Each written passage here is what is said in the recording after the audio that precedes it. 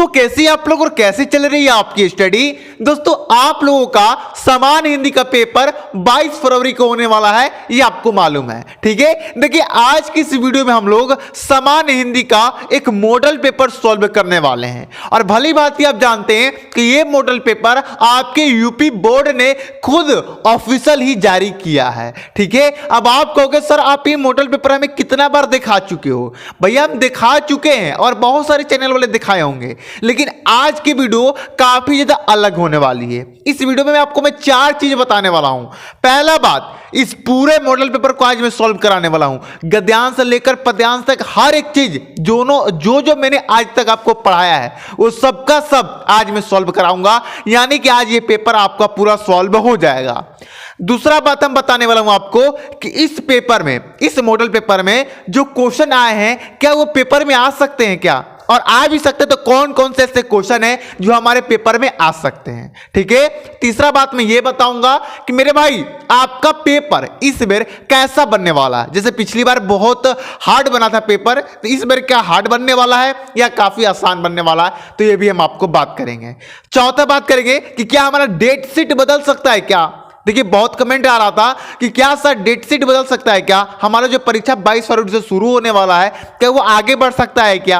तो मेरे भाई आज की इस वीडियो में पूरी डिटेल से हम लोग बात करने वाले हैं। ठीक है, देखिए आगे पहले मैं बता दूं, जो बच्चे हमारी पहली ये वीडियो देख रहे हैं उनसे मैं बता दूं कि भाई आप चैनल को सब्सक्राइब कर लीजिए, क्योंकि आप चैनल को खुद ही चेकआउट कर सकते हैं चैनल पर कितना जोरदार तैयारी कराया जा रहा है, बिल्कुल फ्री में, एक भी रुपया आपसे नहीं लिया जा रहा है। ठीक है, चलिए देखिए आपको मैं बता दूं कि आपका जो सामान्य हिंदी का पेपर होगा ये जो होगा टोटल 100 नंबर का होगा। इसमें कोई भी प्रैक्टिकल वेटिकल नहीं होता है, कोई भी प्रैक्टिकल का नंबर नहीं जुड़ता है। ठीक है, यदि आप साइंस से हो तो मैं आपको बता दूं कि यदि आप मैथ से हो तो आपका बस फिजिक्स और केमिस्ट्री में प्रैक्टिकल जुड़ता है, और यदि आप बायोलॉजी से हो तो बायोलॉजी और केमिस्ट्री फिजिक्स से जुड़ता है। ठीक है, तो आप लोग ये भ्रम दूर रखना कि 30 नंबर हमारा प्रैक्टिकल से भी मिल जाएगा सामान्य हिंदी में, नहीं, आपको 100 के 100 नंबर लिख के आने होंगे अपने बोर्ड एग्जाम में। ठीक है, समय 3 घंटे 15 मिनट आपको मिलेंगे, मैं पहले भी बता चुका हूं और ये कभी नहीं चेंज हो सकता है। ठीक है, और एक बच्चा कमेंट कर रहा था कि सर हमारे जो कॉपी लिखने के लिए मिलता है, पेपर जो लिखने के लिए मिलता है उत्तर पुस्तिका, वो आखिर कितने पेज का होता है। ठीक है, तो मेरे भाई वो 32 पेज का होता है, अगल बगल दोनों मिला के, ये मत सोचना कि 32 के खड़े खड़े पेज, नहीं, आगे पीछे दोनों मिला के 32 पेज होते हैं, यानी ऐसे मिला के बोले तो 16 पेज होते हैं, ऐसे खड़े खड़े मिला के। ठीक है, और 10वीं वालों को 8 पेज होते हैं टोटल, उनके दोनों अगल बगल मिला के टोटल 16 पेज होते हैं 10वीं वालों को, और आप लोगों का 32 पेज होता है। ठीक है, क्लियर है। चलिए बहुत इंपॉर्टेंट आपको जानकारी मैंने दे दी है, कई ऐसे चैनल है ना इसी के लिए अलग अलग वीडियो बना देते हैं। भैया क्यों टाइम बर्बाद करना बच्चों का, एक तो खुद ही टाइम कम है। ठीक है, चलिए सबसे पहले बता दें आपको कि आपके पेपर में खंड क होगा जिसमें आपसे 10 एमसीक्यू क्वेश्चन पूछा जाएगा। ये मैं बहुत बार बता चुका हूं और आपका कान पक गया होगा ये बात सुनते सुनते कि 5 गद्य से आएगा और 5 पद से एमसीक्यू आएगा, ऑप्शनल वाला क्वेश्चन आएगा, 1-1 नंबर वाला।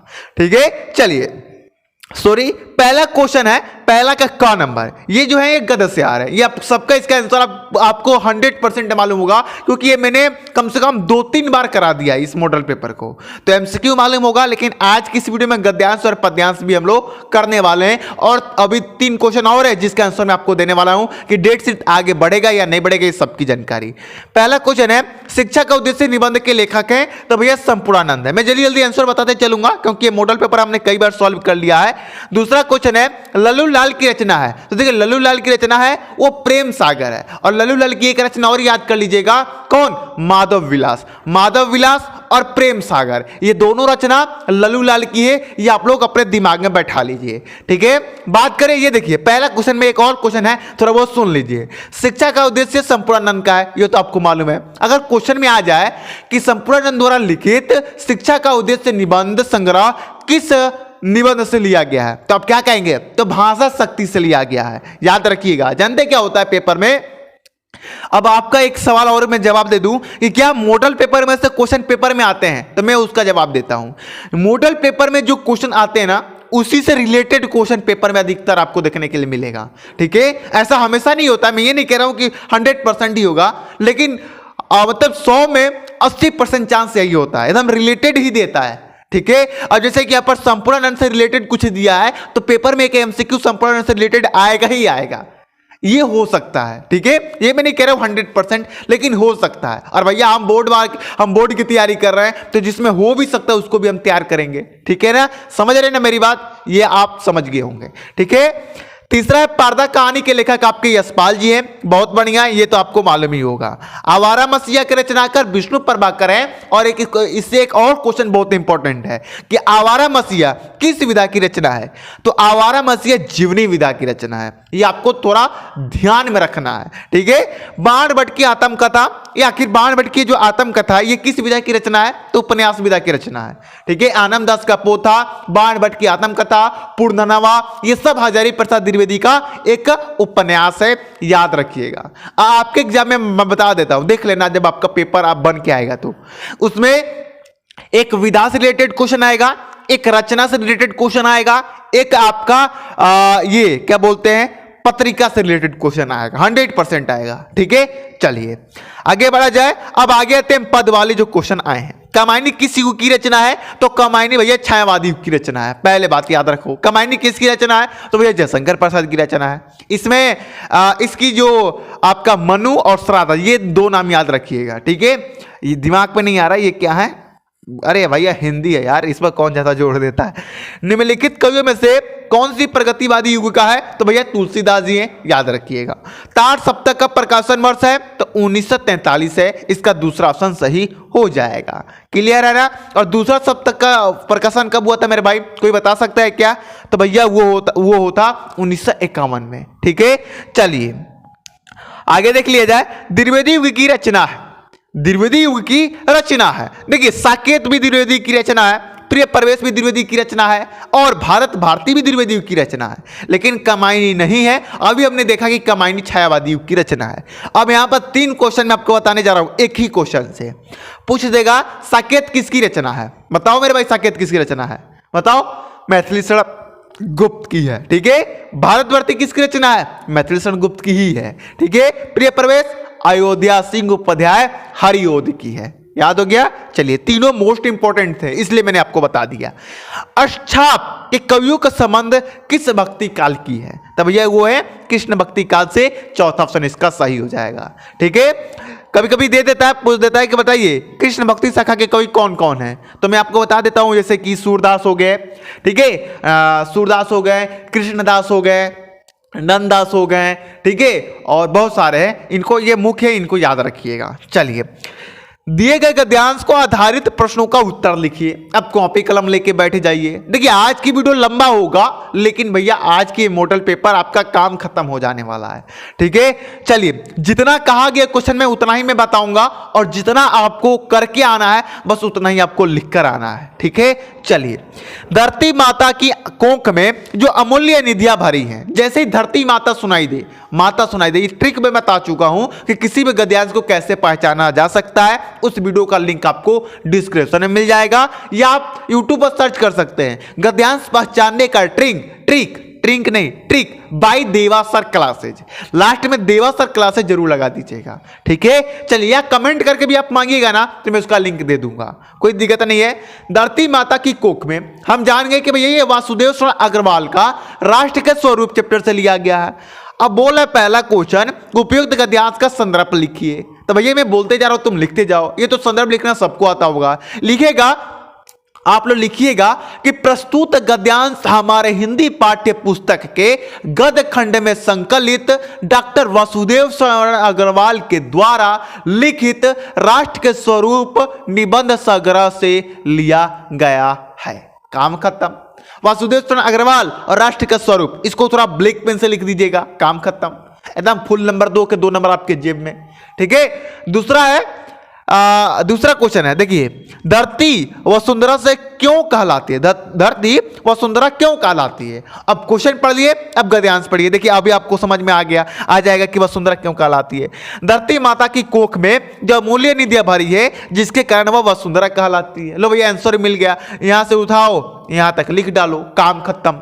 ठीक है, चलिए 1 मिनट में थोड़ा इसका साइज थोड़ा और छोटा कर देता हूं, 1 मिनट रुक जाइए आप लोग, इसका साइज में थोड़ा और छोटा कर देता हूं जिससे आपको समझाने में थोड़ा दिक्कत ना हो। ठीक है, चलिए।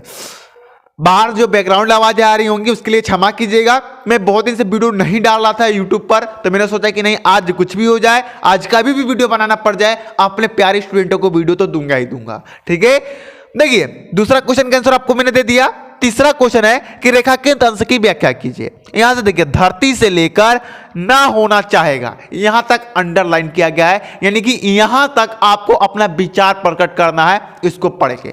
चलिए मैं इसको पढ़ता हूं और मेरे अंदर जो भी भावना उत्पन्न हो रही है इस लाइन के लिए वो मैं लिख दूंगा और मैं आपको बता देता हूं। धरती माता की कोख में जो अमूल्य निधियां भरी हैं, जिनके कारण वो वसुंधरा कहलाती हैं, उसमें कौन परिचित ना होना चाहेगा, ये हमने पढ़ ली। अब मेरे अंदर इसके प्रति क्या उत्पन्न हुआ, लिखेंगे रेखा चित्र अंश की व्याख्या में कि वासुदेव सर अग्रवाल जी इस गद्यांश में लिखते हैं कि धरती माता पर, पृथ्वी पर, धरती माता पर अर्थात पृथ्वी पर बहुत सारी जनजातियां अर्थात पेड़ पौधे, जन जंतु, अलग अलग भाषाओं बोलने वाले मनुष्य, अलग अलग स्थानों पर रहने वाले मनुष्य, अलग अलग परंपराओं को मानने वाले मनुष्य रहते हैं। ठीक है, लिख देंगे रहते हैं। और अलग अलग प्रकार की नदियां, अलग अलग प्रकार से सिंचाई हुई मिट्टियां इस धरती पर बसी है और भरी हुई है। ठीक है, इतना हमने लिख दिया। फिर लिखेंगे जिसके कारण यह धरती वसुंधरा कहलाती है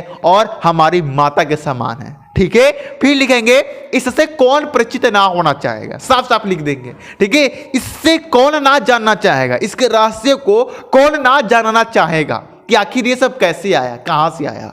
ठीक है, तो ये बहुत इंपॉर्टेंट गद्यांश है, इसको आपको करके जाना है। ठीक है मेरे भाई, चलिए बस हो गया। चौथा क्वेश्चन है कि पृथ्वी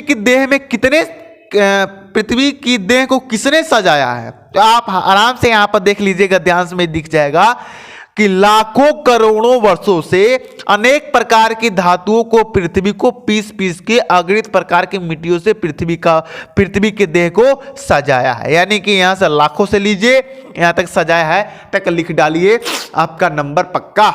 ठीक है, 5 नंबर है भावी आर्थिक अभ्युदय हेतु हमें क्या करना चाहिए। तो इसका अभी आंसर आप यहां से देख सकते हैं, यहां से है, देख लीजिए, मैं दिखा देता हूं। यहां से है हमारे भावी आर्थिक अभ्युदय के लिए इन सब की जांच पड़ताल आवश्यक है और जांच पड़ताल करनी चाहिए। बस लिख दीजिए, इतना आसान होता है गद्यांश। यदि आप पहचान गए ना कि किस चैप्टर से लिया गया है, समझे कि आपका 10 नंबर बिल्कुल कन्फर्म है, पक्का है। ठीक है, समझ गए मेरी बात। चलिए, यदि आपको ये गद्यांश नहीं आ रहा है तो आप ये गद्यांश कर सकते हैं जो यहां पर अथवा में दिया हुआ है। चलिए देख लेते हैं, ये भी मैं पूरा नहीं कराऊंगा सॉल्व, थोड़ा सा आपको हिंट दे देता हूं जिससे आप स्वयं भी से कर सकते हैं। ठीक है, अशोक का पुल उसी मस्ती में हंस रहा है। वाह मेरे भैया, अशोक का पुल, हजारी प्रसाद द्विवेदी का दिल खुल गया। ठीक है, यानी कि ये जो है अशोक का फूल दिख गया भैया, ऐसा ही समझ गए, अरे सर ये तो हजारी प्रसाद द्विवेदी का अशोक के फूल चैप्टर से लिया गया है। क्लियर है। तो अब यहां पर आप गद्यांश का संदर्भ ऐसे ही लिख लोगे। रेखा चित्रांश की व्याख्या में कुछ करना ही नहीं है, जहां से जहां तक अंडरलाइन किया हुआ है उसको पढ़िए और उसके प्रति आपके अंदर जो भी उत्पन्न हो रहा है ना, जो भी आप उसके प्रति सोच रहे हो वो लिख डालिए मेरे भाई, आपको 2 के 2 नंबर मिल जाएंगे। ठीक है, फिर ये सब जो क्वेश्चन है, जो और 3 क्वेश्चन है, इनको पढ़ के आप गद्यांश में ढूंढ सकते हैं। एकदम ऐसे ही क्वेश्चन पढ़िएगा ना तो गद्यांश में दिख जाएगा इसका आंसर। इतना आसान होता है, अभी तो मैंने कराया। चलिए तो ये कर लीजिएगा। चलिए अब बात करते हैं पद्यांश की, और पद्यांश भी 10 नंबर के आते हैं आपके पेपर में, और ये भी बहुत आसान है। देखिए, दुर्बलता का ही चिन्ह विशेष शपथ है। ठीक है, पर अवलाजन के लिए कौन सा पथ है। यदि मैं उकसाई गई भरत से हूं तो पति समान ही स्वयं पुत्र को खो। इतना पढ़ते ही सबको मालूम चल गया होगा कि ये जो शब्द है ये कैकेयी कह रही हैं राम से, और आपको ये भी मालूम चल गया होगा यानी कि जब कैकेयी राम से कह रही हैं तो ये कैकेयी के अनुताप चैप्टर से लिया गया है, और इसके रचयिता मैथिली शरण गुप्त जी है ना मेरे भाई। इतना आसान तो है। चलिए उपयुक्त पद्यांश का संदर्भ लिख लीजिए। सेम उसी प्रकार लिखना है जैसे आपने गद्यांश का लिखा है। कैसे लिखेंगे ध्यान दीजिएगा, चाहेंगे तो आप लिख भी सकते हैं, मैं बोल रहा हूं आप लिख लीजिए कॉपी में कि प्रस्तुत पद्यांश हमारे हिंदी पाठ्य पुस्तक के पद खंड में संकलित मैथिली शरण गुप्त के द्वारा लिखित केकई के अनुताप चैप्टर से या अध्याय से, चैप्टर मत लिखिएगा, अध्याय लिखिएगा, अध्याय से लिया गया है। क्लियर? 2 नंबर हमारे हाथ में। ठीक है। रेखा चित्रांश की व्याख्या थोड़ा इसका हार्ड होता है व्याख्या करना। यदि आप इनका चैप्टरों जो है, जैसे कि कई का अनुताप हुआ, पवन दूती का हुआ, श्रद्धा का मनु हुआ और जयशंकर प्रसाद का या महादेवी वर्मा का गीत, ये 4 चैप्टर को आप लोग पढ़ लीजिए बढ़िया से। इसका हिंदी में अनुवाद करके सीख लीजिए, आपका 10 नंबर पक्का है। अब जैसे यहाँ पर अंडरलाइन यहाँ से यहाँ तक किया गया है, यहाँ तक आपको व्याख्या करना है, तो मैं पढ़ देता हूँ, उसके बाद में व्याख्या करके आपको बताता हूँ। देखिए, दुर्बलता का ही चिन्ह विशेष शपथ है। ठीक है। लिखेंगे आप व्याख्या में, रेखा चित्रांश की व्याख्या में, कि इस पद्यांश में मैथिल शरण गुप्त लिखते हैं कि केकई जी राम जी से कह रही हैं कि दुर्बलता का चिन्ह यानी कि दुर्बलता का प्रतीक कसम है, विशेष कसम है। ठीक है। आप थोड़ा बहुत शब्द को चेंजिंग कर दीजिएगा। विशेष क्या है? शपथ है, यानी कि कसम है। ठीक है। लेकिन क्या कर सकती हैं ऐसी महिलाएं जो अवलाजन है, यानी कि जो कमजोर है। क्या कर सकती है ऐसी महिला जो कमजोर है, उनके पास और कोई तो रास्ता भी नहीं है शपथ के बिना। नहीं कि होता है क्या घर में, अगर देखते होंगे आप, भगवान ना करे आपके घर में कभी झगड़ा वगड़ा होता है, तो आपके जो जेंट्स लेडी जो होती है वो कसम खा लेती है तुरंत, हाँ मैं ये कसम खाती हूँ कि मैंने नहीं किया। तो ये क्योंकि उनके अंदर बस वही एक ताकत होती है, वही एक रास्ता होता है। तो वही बात यहाँ पर केकई जी राम जी से कह रही हैं। तो यही तो है बस, ये बहुत आसान है मेरे भाई।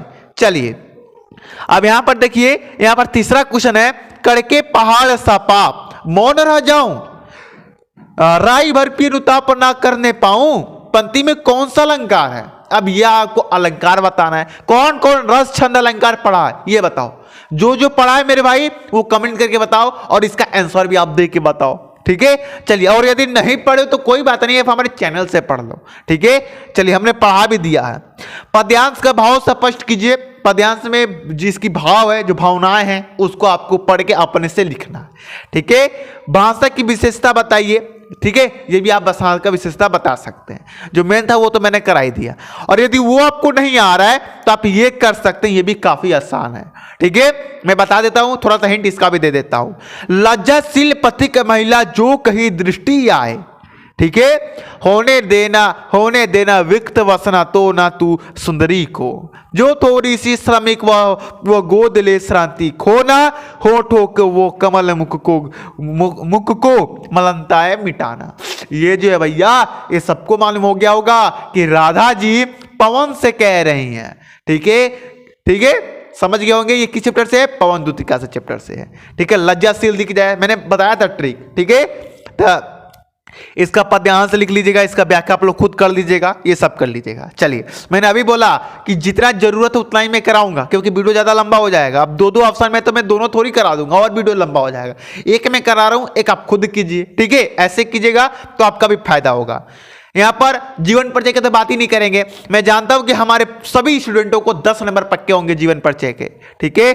चलिए, जिनके पक्के नहीं है भैया देख लो, आचार्य हजारी प्रसाद द्विवेदी का तैयार कर लो, डॉक्टर एपीजे अब्दुल कलाम का, वासुदेव सागर अग्रवाल का तैयार कर लो। ये तीनों तैयार कर लो। 5 नंबर तुम्हारे हाथ में लेखक का। कवि का बता देता हूं, आप याद कर लो मैथिल शरण गुप्त का।